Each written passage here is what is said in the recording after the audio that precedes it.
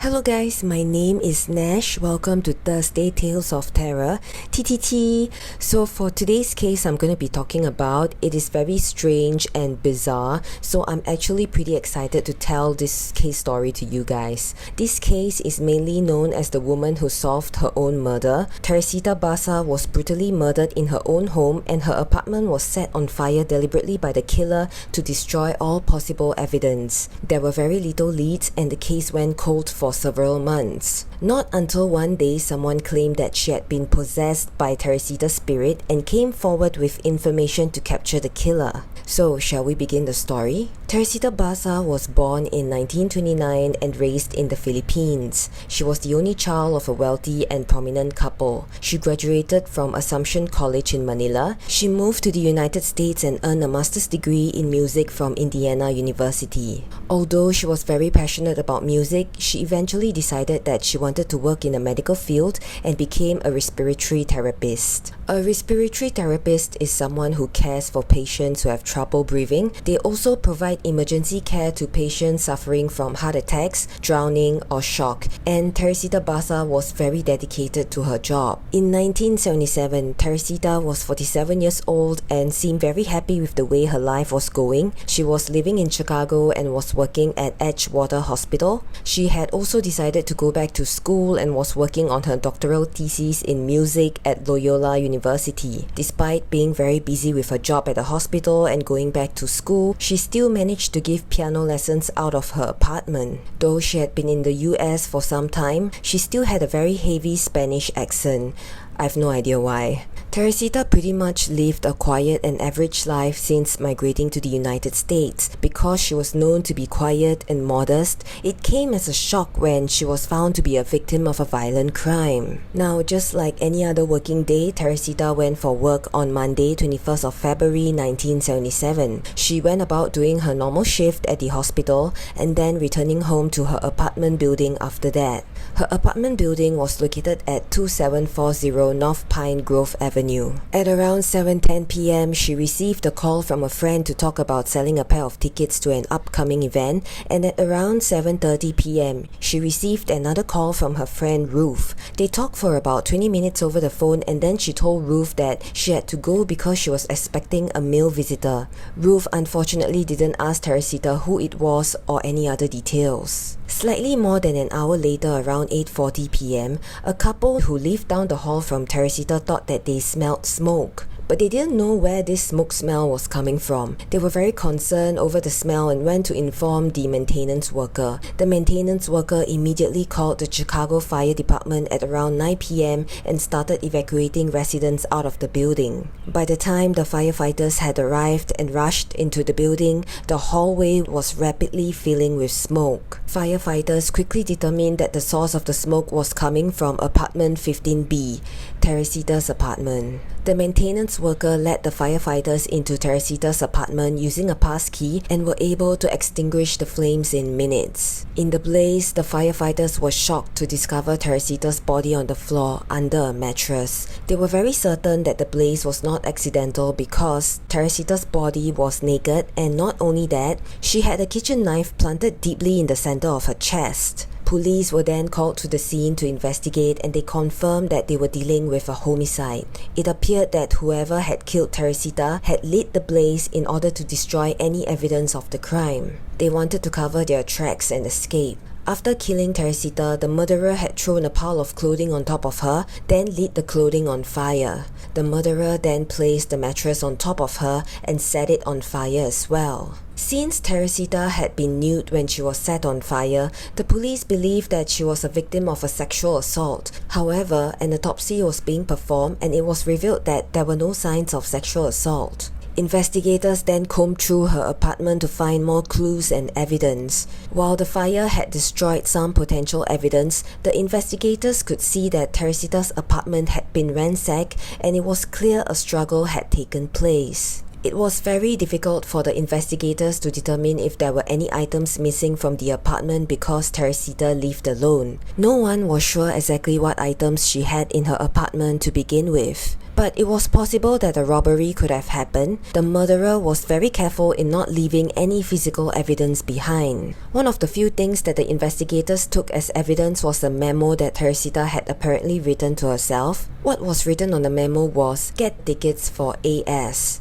Investigators had no idea who AS might be, nor how recently Teresita had written the note, but they were very interested in locating this mystery person. Homicide detectives spent the next several weeks interviewing Teresita's friends, colleagues, neighbors, and even classmates. They learned that Teresita was a quiet and polite woman who was very dedicated to her job and was highly regarded by her patients. She was not married, but she occasionally dated. She seemed content with her work at the hospital and her music studies. She had no known enemies, and those who knew her were very shocked to know that she had been murdered. It was very difficult to establish a motive for the crime committed. Throughout the investigation, no one seemed to have any issues with Teresita, and in fact, the only thing that the detective could get throughout the interviews was her good character. The detectives also made several public pleas for assistance but received very few tips and were unable to develop any solid leads. The detectives pursued several leads, but they were all subsequently dismissed. They suspected that AS may have been involved in the crime, but they did not know what the initials stood for.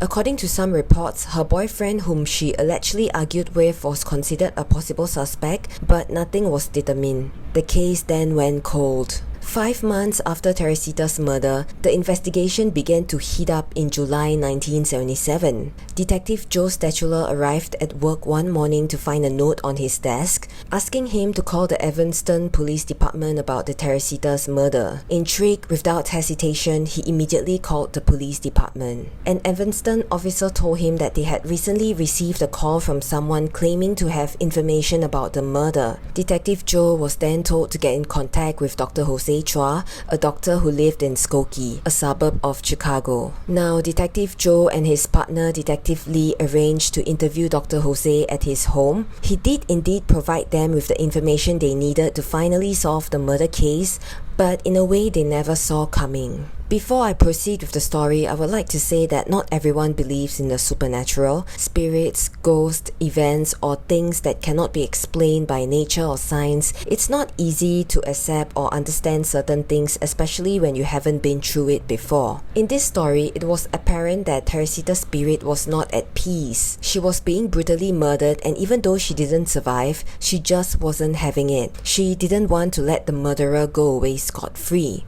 As mentioned before, Detective Joe and his partner then went to Dr. Jose's house to find out what information he had regarding Teresita's murder. Dr. Jose Chua seemed hesitant in telling the detective what he knew. He seemed extremely embarrassed, but after a few minutes of small talk and Dr. Jose Chua managed to relax himself a little bit, he went to ask the detective if they had any belief in the supernatural. The detective did their best to appear non-judgmental, but as they exchanged glances, it was clear that they thought they had come to Dr. Jose Chua's apartment for no reason. Dr. Jose Chua told the detective that he believed that his wife, Ramabios, I don't know how to pronounce that name, she was better known as Remy, had been possessed by the spirit of Teresita. Remy had been a co-worker of Teresita at the hospital. Both Dr. Jose Chua and Remy were from Philippines as well. Dr. Jose Chua claimed that his wife started having strange dreams of Teresita. Initially, Remy would ignore those dreams, thinking nothing much of it. But it didn't stop there. Something even more strange happened. One day, when Remy was asleep, she had gone into a trance-like state and started speaking to her husband in a voice that wasn't her own. Remy, who did not have an accent, began speaking in a heavy Spanish accent in the Tagalog language while in the trance. Dr. Jose Chua told the detective that Remy had appeared to be almost comatose while she was talking to him. I was really surprised and scared when I asked her name and she answered, "I am Teresita Basa" in the Tagalog language. But she told me I had nothing to be scared of. She was really pleading for me to help solve her murder, Dr. Jose Chua said. While Remy was in a trance, Dr. Jose Chua described his wife as saying, "Doctor, I would like to ask for your help.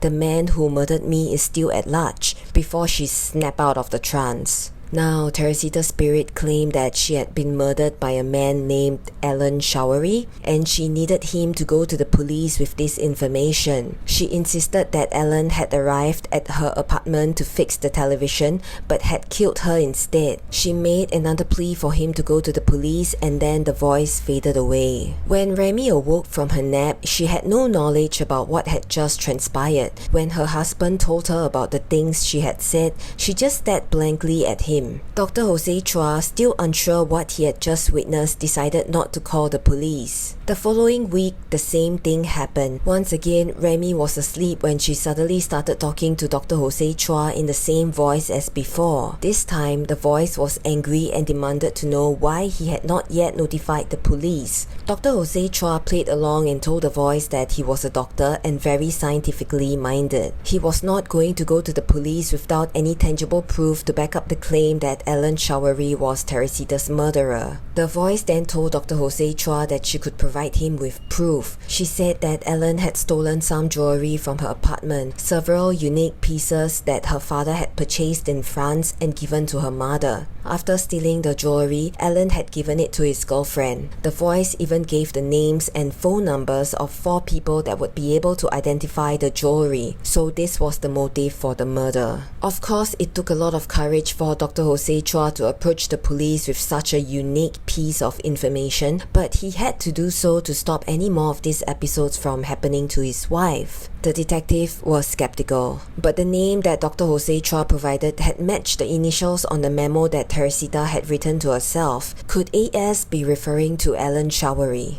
Either way, it was the first lead that they had in months, and they figured it wouldn't hurt to at least check it out. After running a background check on Alan, who was 32, they were surprised to learn that he lived near Teresita and was also employed at Edgewater Hospital as a respiratory technician. After speaking with a few of Alan's co-workers, they were taken aback when each one recalled that Alan had indeed mentioned fixing Teresita's television for her. According to reports, it was known that Alan was in a tough financial spot, and Teresita, being the kind person that she was, would often tip him generously for helping her with errands and other tasks. The detective decided it was time to pay Alan a visit. They dropped by his apartment unannounced and found both Alan and his girlfriend Yanka at home. After a friendly chat, the detective asked Alan if he could make a trip down to the police station to assist on the investigations of Teresita's murder. He agreed. During their interview with Alan, he initially denied ever going to Teresita's home. When they confronted him with the fact that other people had overheard him saying that he was going there to fix her television, he changed his story. He then admitted that he had gone to her apartment, but said once he got there, he realized he didn't have the tool that he needed, and so he left, telling Teresita that he would have to do it another time. He claimed that when he left her apartment, he immediately returned to his own apartment. He also mentioned that he and Yanka had been having some electrical problems, so he went straight home so he could fix the issue. Although the detectives still couldn't believe that they were following up on a tip from a ghost, they were starting to believe that they had the right man due to his conflicting statements.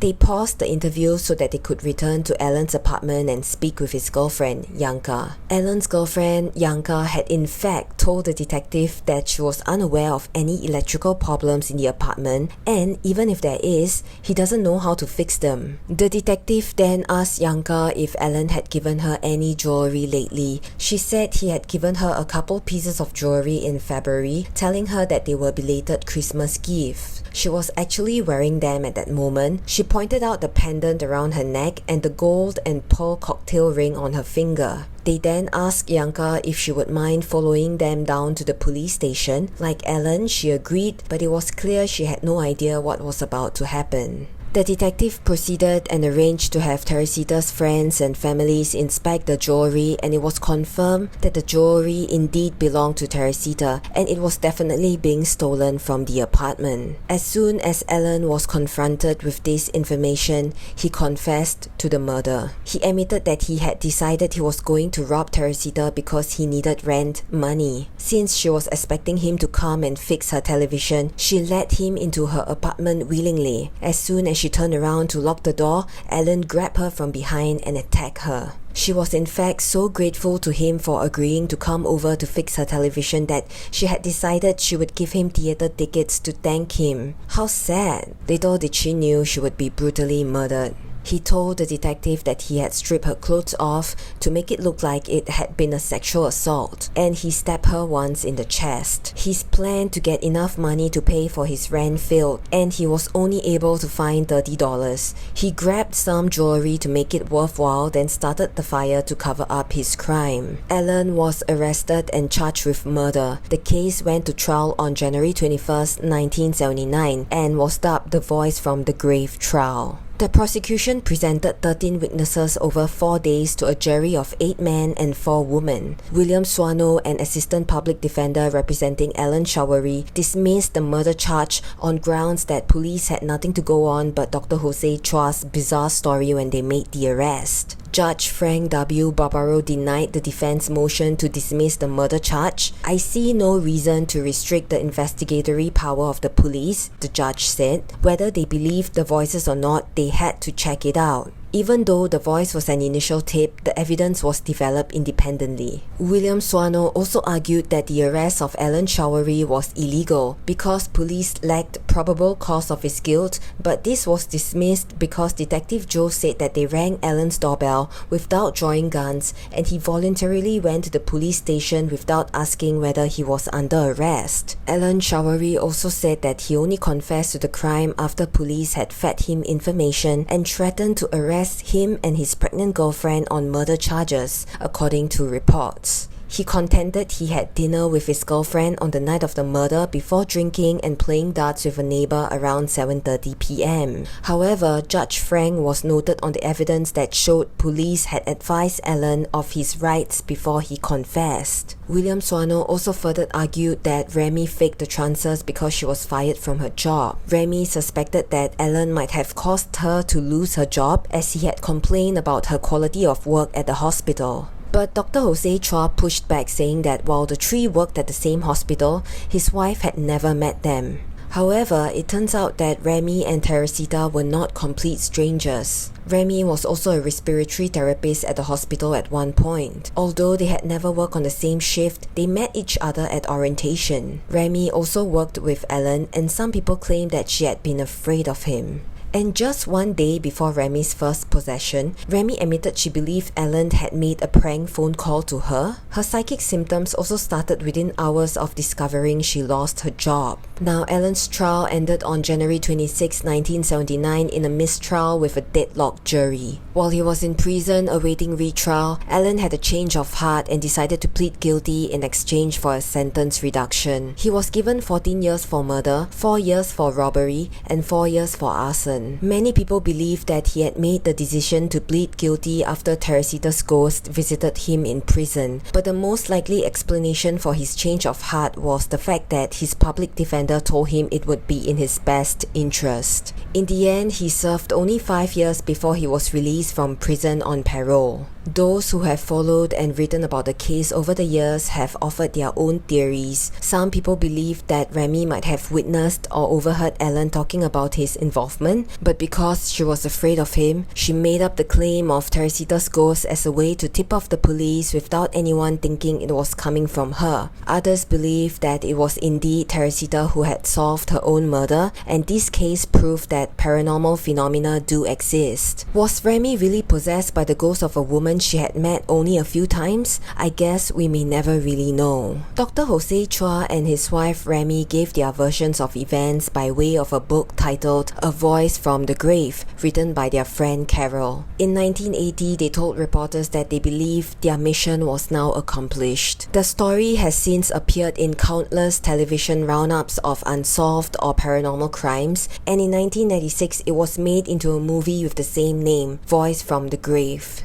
Arthur Ray Johnson wrote in February 2016 he had tried to track down Alan, who was in his 70s then, and found his native New York to be the last known place he had lived. Whether it's true or not regarding Teresita's spirit possessing Remy's body, the claim did have some beneficial results. A murderer was caught and held accountable for what he had done. Teresita Basa will forever be remembered as the woman who solved her own murder. And we have come to an end to today's story. What do you think? Do you believe it was really Teresita's spirit? If you didn't know, this is not the first time I've talked about supernatural involvements regarding a case story. I've previously talked about the Hello Kitty murder story that happened in Hong Kong. That case too revolved around supernatural belief. A young girl had been haunted by a ghost to the point that she turned herself into the police. So if you're interested to know about the Hello Kitty murder, I will link the video down in the description box below. So thank you for watching my video till the very end. If you like the way I tell stories, please do give me a like, share the video and subscribe to my channel. I upload videos every Thursday and I'll see you next Thursday with another story.